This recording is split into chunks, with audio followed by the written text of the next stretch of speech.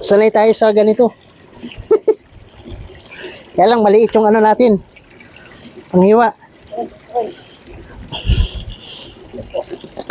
Hindi na. Kaya yan.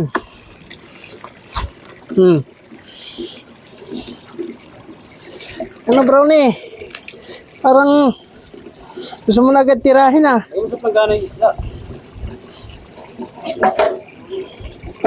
Ito yung pansin ko muna yung ano, asang.